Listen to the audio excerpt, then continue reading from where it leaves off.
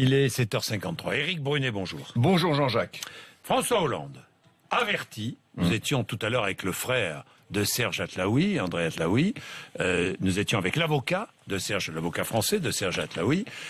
François Hollande avertit que l'exécution de Serge Atlaoui, emprisonné depuis 10 ans en Indonésie, serait dommageable pour l'Indonésie et ses relations avec la France. Il a haussé le ton. Laurent Fabius est intervenu à plusieurs reprises.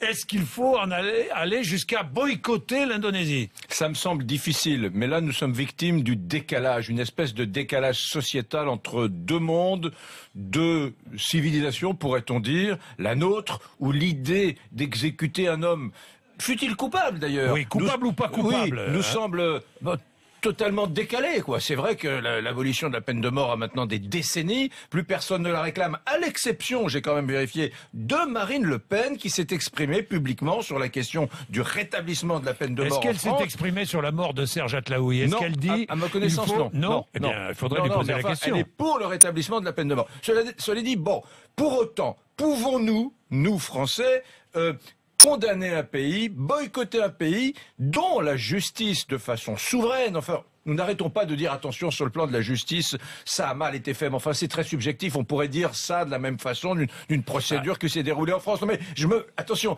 il faut pas être victime de la contextualisation médiatique française. Pour les Indonésiens, nous sommes dans une situation où un homme d'État, un président s'est fait élire sur l'éradication des trafics de drogue. Ça a été un de ses combats électoraux.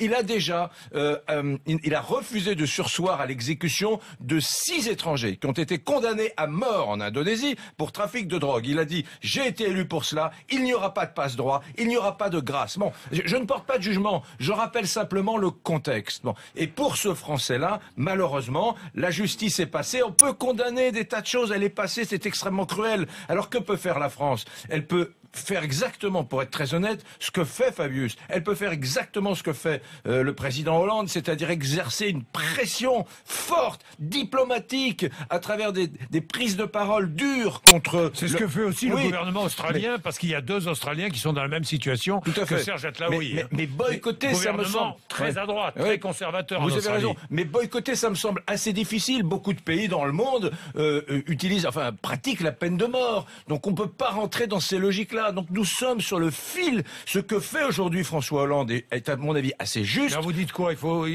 faire ce qu'on fait en ce moment. C'est-à-dire, attention mesdames et messieurs, les Indonésiens, non, on peut pas boycotter un pays. Vous savez ce que c'est, le boycott? Ça veut dire la fin des relations commerciales avec un pays. Ça me semble tout à fait hors de proportion. Encore une fois, cet homme a été jugé par une justice souveraine. On peut la contester, bien évidemment, mais il a été jugé. L'État français, à mon avis, ne peut pas aller plus loin. C'est pour ça que c'est une partition très difficile, mais il ne faut pas se laisser emporter par nos passions.